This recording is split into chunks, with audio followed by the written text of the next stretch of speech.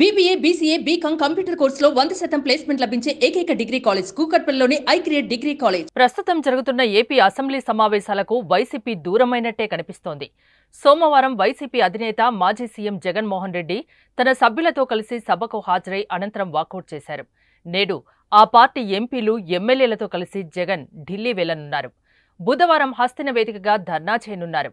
అధికారంలోకి వచ్చాక రాష్ట్రంలో శాంతి భద్రతలు క్షీణించాయని, వైసీపీ శ్రేణులపై దాడులు జరుగుతున్నాయని ఢిల్లీలో నిరసన చేపట్టనున్నారు.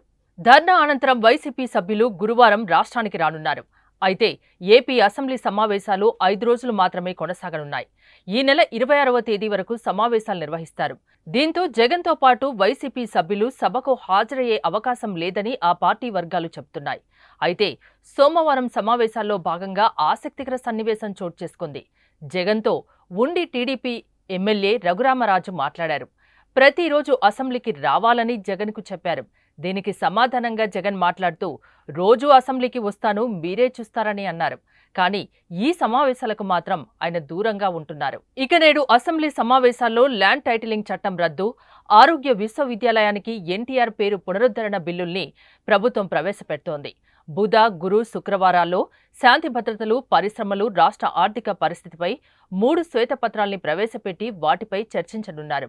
శుక్రవారంతో శాసనసభ సమావేశాలు ముగుస్తాయి. ఈసారి సభకు వచ్చిన ఎమ్మెల్యేల్లో 88 మంది కొత్తవారు ఉన్నారు. వారికి అసెంబ్లీ వ్యవహారాలు, రాజ్యాంగ అంశాలపై త్వరలో శిక్షణనివ్వాలని నిర్ణయించినట్టు స్పీకర్ అయ్యన్న పాత్రుడు తెలిపారు. దీనికి లోక్సభ స్పీకర్ ఓం బిర్లాను ఆహ్వానించాలని ముఖ్యమంత్రి సూచించారు. మాజీ ఉపరాష్ట్రపతి వెంకయ్య నాయుడు తదితర ప్రముఖుల్ని కూడా ఆహ్వానించాలని భావిస్తున్నట్టు వివరించారు.